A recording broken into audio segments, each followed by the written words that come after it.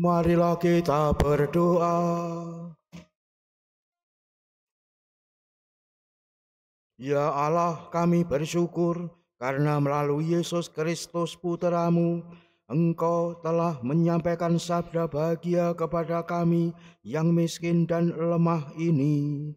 Semoga sabda Putra-Mu itu menjadikan kami kaya akan belas kasih dan perhatian kepada mereka yang kecil, lemah, miskin, tersingkir, dan menderita. Sebab Dialah Tuhan pengantara kami yang bersama dengan Diko dan Roh Kudus hidup dan berkuasa Allah sepanjang segala masa.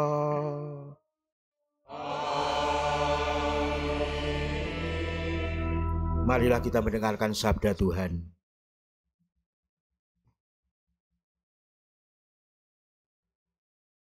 Bacaan dari kitab Yeremia. Beginilah firman Tuhan. Terkutuklah orang yang mengandalkan manusia, yang mengandalkan kekuatannya sendiri, dan yang hatinya menjauh dari Tuhan.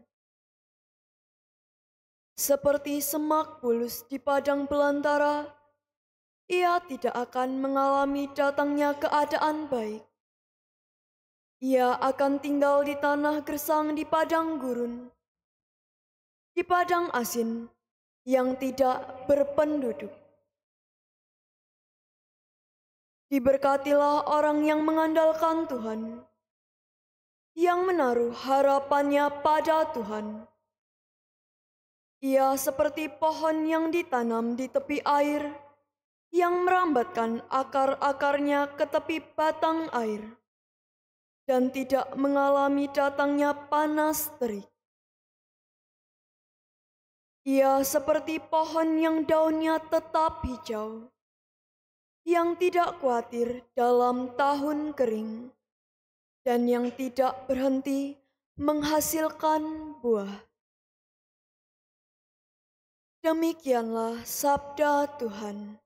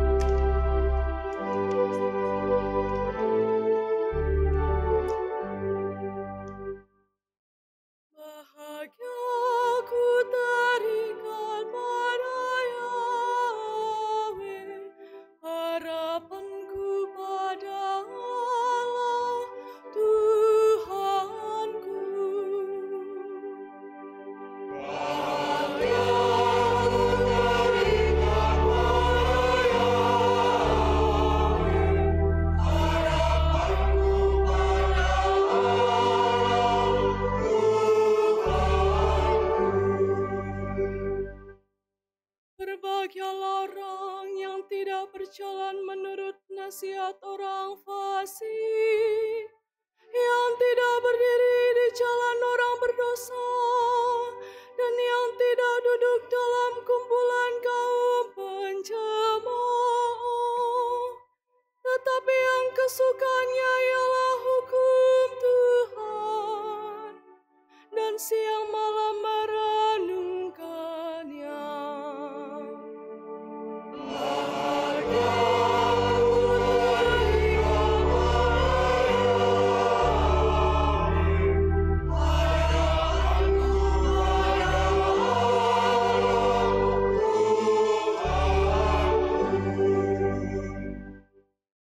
Ia seperti pohon yang ditanam di tepi aliran air, yang menghasilkan buah pada musimnya. Daunnya tak pernah layu, dan apa saja yang diperbuatnya berhasil.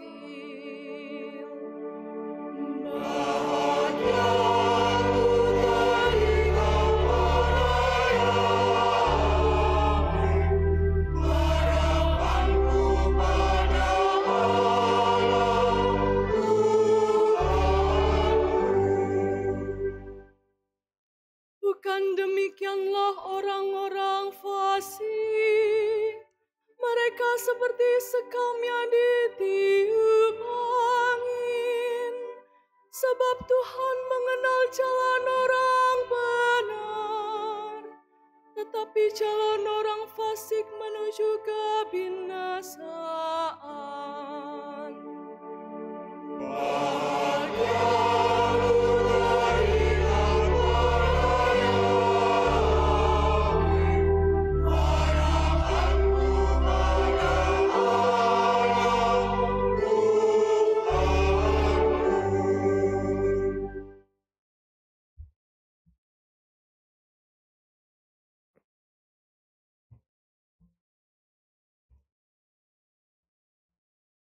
Bacaan dari surat pertama Rasul Paulus kepada jemaat di Korintus.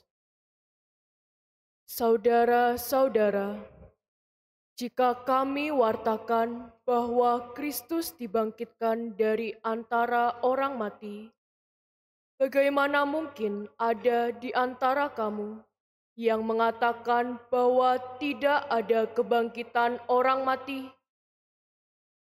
Sebab andai kata benar bahwa orang mati tidak dibangkitkan, maka Kristus juga tidak dibangkitkan. Dan andai kata Kristus tidak dibangkitkan, maka sia-sialah kepercayaanmu dan kamu masih hidup dalam dosamu. Dengan demikian, binasa pulalah orang-orang yang meninggal dalam Kristus.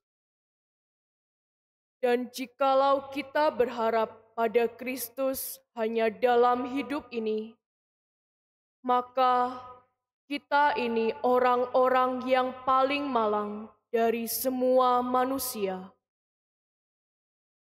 Namun, ternyata Kristus telah dibangkitkan dari antara orang mati, sebagai yang sulung dari antara orang-orang yang telah meninggal dunia. Demikianlah sabda Tuhan.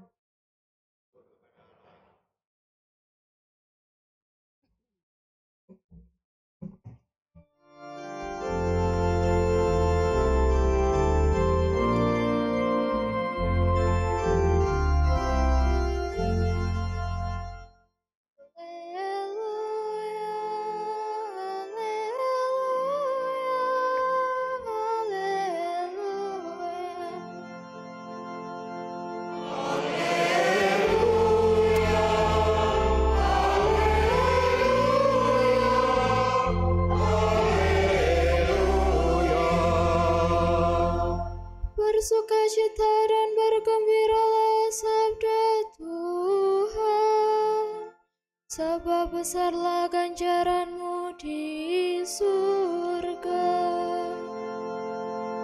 Haleluya,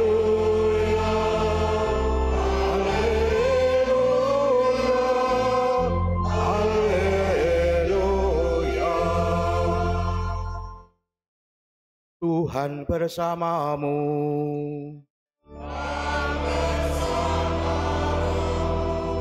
Inilah Injil suci menurut Lukas.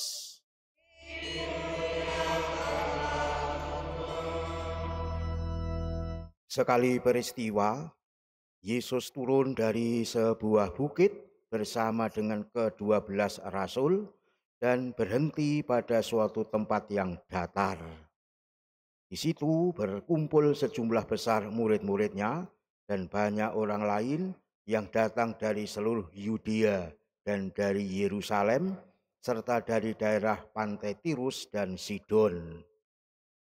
Lalu Yesus memandang murid-muridnya dan berkata, "Berbahagialah, hai kamu yang miskin, karena kamulah yang punya kerajaan Allah. Berbahagialah, hai kamu yang sekarang ini lapar, karena kamu akan dipuaskan. Berbahagialah, hai kamu yang sekarang ini menangis, karena kamu akan tertawa. Berbahagialah kamu jika kamu dibenci, dikucilkan, dan namamu dicela, serta ditolak demi Putra Manusia. Bersukacitalah pada waktu itu dan bergembiralah, sebab sesungguhnya upahmu besar di surga. Karena demikian juga nenek moyang mereka telah memperlakukan para nabi. Tetapi celakalah kamu, hai kamu yang kaya, karena dalam kekayaanmu kamu telah memperoleh penghiburanmu. Celakalah kamu yang sekarang ini kenyang, karena kamu akan lapar. Celakalah kamu yang sekarang ini tertawa, karena kamu akan berduka cita dan menangis. Celakalah kamu jika semua orang memuji kamu, karena demikian juga nenek moyang mereka telah memperlakukan nabi-nabi palsu. Demikianlah sabda Tuhan.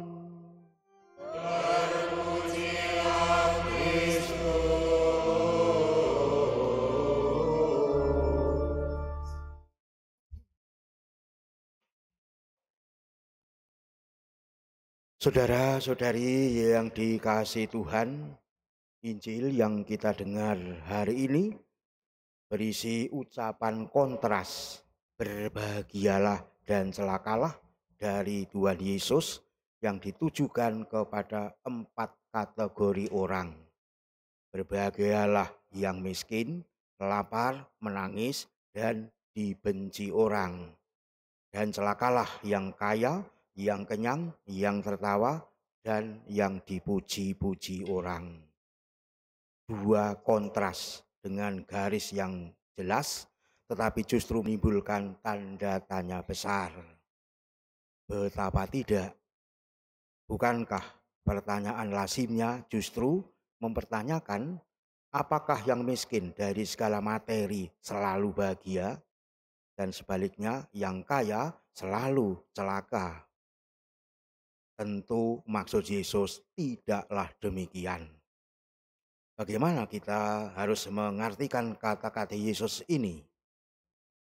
Pertama, kita harus melihat dari konteksnya, yakni kata-kata itu diucapkan oleh Yesus untuk para muridnya. Lukas bab 6 ayat 20, yang telah meninggalkan segalanya untuk mengikuti dirinya. Lukas bab 5 ayat 11 dan ayat 28. Yang kedua, para muridnya itu sedang mengalami bagaimana mereka menderita demi anak manusia. Lukas bab 6 ayat 22, bab 10 ayat 8. Lalu Yesus membandingkan perlakuan buruk terhadap mereka dengan para nabi di zaman Perjanjian Lama. Lukas bab 6 ayat 23. Maka miskin dan kaya harus dilihat dari perspektif sikap manusia terhadap Tuhan dan materi atau dunia. Jadi bukan hal yang harus berbenturan satu sama lain. Mereka yang miskin adalah mereka yang mau menggantungkan hidup kepada Tuhan, sedangkan mereka yang kaya adalah mereka yang hanya mengandalkan hidup pada dunia atau materi dan pada kekuatannya sendiri. Yesus memberikan jaminan dan janji kepada mereka yang menggantungkan hidup kepadanya bahwa mereka akan bahagia bersamanya dalam kerajaan Allah. Apakah yang bisa menggantungkan hidup demikian itu hanyalah mereka yang miskin? Sama sekali tidak. Baik yang mengalami penderitaan, miskin, lapar, menangis, dan juga dibenci orang, ataupun yang mengalami karunia, dikaruniai kelimpahan harta, yang kaya, yang kenyang, tertawa, dan dipuja-puji orang, sejauh hati dan jiwa mereka bergantung kepada Tuhan, mereka akan bahagia bersamanya dalam kerajaan Allah. Sedangkan mereka yang hanya menggantungkan hidup pada dunia atau materi atau kekuatan sendiri, pastilah akan mengalami dan menemui kebinasaan. Saudara-saudari yang dikasihi Tuhan, maka firman Tuhan lewat Nabi Yeremia yang kita dengar dalam bacaan pertama tadi amatlah gamblang dinyatakan, terkutuklah orang yang mengandalkan manusia, yang mengandalkan kekuatannya sendiri, dan yang hatinya menjauh dari Tuhan. Tetapi diberkatilah yang mengandalkan Tuhan, yang menaruh harapannya kepada Tuhan. Siapa yang bisa berlaku demikian? Jelas semua orang. Entah kebetulan dia memang kaya, punya segala-galanya, atau miskin. Maka marilah kita merefleksikan diri dengan bertanya, apakah dengan kekayaanku aku terjamin beroleh hidup kekal? Atau kebalikannya, apakah dengan kemiskinanku aku terjamin hidup kekal? Jika faktanya orang menjadi kaya malah semakin sombong, semakin egois, merasa tidak membutuhkan siapa-siapa, bahkan tidak membutuhkan Allah, abai terhadap sesamanya, atau jatuh miskin atau menjadi miskin, tetapi sepanjang hari terus berkeluh kesah, berlitani, serba dalam tanda petik, galau, gundah, gusar, gemas, sedih, susah, sebel, senep, sepet, stres, senewen. Ya bagaimana mungkin ia terjamin hidup kekal karena terus mengeluh sepanjang hari. Saudara-saudari, ingat ketika kita pada awal menerima baptis, kita telah ditanya amat jelas, apakah yang saudara minta dari gereja Allah? Kita dengan lantang menjawab, kami meminta iman. Sama sekali kita tidak mengajukan, kami meminta umur panjang, berlimpah rezeki sampai 17 keturunan, enteng jodoh, tidak. Yang kita minta adalah iman. Lalu ditanya lebih lanjut, mengapa meminta iman? Kita menjawabnya karena kami mengharapkan kehidupan kekal. Itu yang nyata kita ungkapkan. Nah, dengan jawaban ini jelaslah bahwa orang dapat memperoleh hidup kekal. Kita pasti harus memiliki iman, entah kita kaya atau miskin. Lalu beriman kepada siapa? Saudara-saudara yang dikasihi Tuhan, Rasul Santo Paulus memberi penegasan kepada jemaat di Korintus, juga kepada kita tadi dalam bacaan kedua, yakni kita harus beriman kepada Kristus yang bangkit. Sebab andai kata Kristus tidak dibangkitkan, maka sia-sialah kepercayaanmu dan kamu masih hidup dalam dosamu. 1 Korintus 15:17. Inilah iman yang harus kita miliki, sebuah perjalanan dari kematian menuju ke kehidupan. Kristuslah yang pertama-tama melaksanakan perjalanan itu. Tetapi sebagai anggota tubuh mistik Kristus, di mana Kristus sendiri sebagai kepalanya, kita pun akan mengikuti Dia. Bila kita bersatu dengannya dalam kematian, maka kita akan bersatu pula dalam kebangkitan bersamanya. Demikianlah prinsip kita bersama, sehingga bersama pemazmur, yakni pemazmur 40, yang tadi dalam Mazmur tanggapan kita mendendangkannya dengan indah. Bahagiaku terikat pada Yahweh, harapanku pada Allah Tuhanku. Mazmur 40 ayat 5a. Mudah-mudahan ini tidak hanya terbatas pada mendendangkan saja, tapi benar-benar kita wujudkan dalam hidup sehari-hari. Itulah yang benar-benar akan berkenan kepada Allah. Saudara-saudari, firman Tuhan lewat bacaan pertama, Mazmur tanggapan dan Injil hari ini memang bertema sama, yakni tentang siapa yang berbahagia dan siapa yang celaka. Namun bacaan kedua, yakni surat Rasul Santo Paulus kepada jemaat di Korintus, yang kita dengar tadi agak nampak berbeda, tetapi pada hakikatnya sama. Ketika bacaan, sekali lagi bacaan pertama, Mazmur tanggapan dan Injil, memang mengajak kita untuk berbahagia, yakni menjalani hidup kebahagiaan itu dengan hidup menurut firman Tuhan, melakukan perbuatan-perbuatan baik dan menghindari yang jahat. sebagai ungkapan kasih kepada Allah dan sesama kita. Sedangkan Rasul Santo Paulus menyimpulkan ajaran siapakah yang berbahagia dan siapakah yang celaka. Yang berbahagia ialah yang percaya kepada kebangkitan Kristus, karena nantinya juga akan mengalami kebangkitan bersama Dia. Dan yang celaka jelaslah yang tidak mau percaya kepadanya. Itulah yang ditandaskan Rasul Santo Paulus.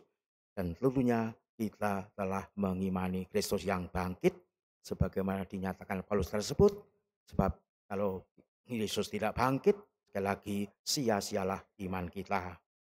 Maka terinspirasi firman Tuhan pada hari ini, maka mari kita semakin meneguhkan iman kita pada kebangkitan Kristus dan mengungkapkannya itu, kepercayaan itu dengan melakukan perbuatan-perbuatan baik serta menjauhkan diri dari segala perbuatan jahat. Suatu pekerjaan yang sama-sama sulit, berbuat baik dan menjauh yang jahat. Suatu perbuatan yang jelas bisa kita lakukan, tapi juga tidak semudah ungkapannya. Tapi bisa dikerjakan kalau benar-benar kita memohon rahmat Allah dan kita memang mau mengerjakannya.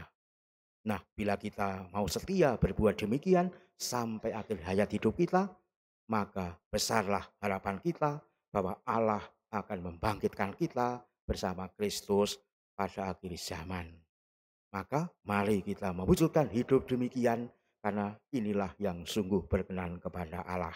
Tetaplah semangat, Tuhan memberkati kita.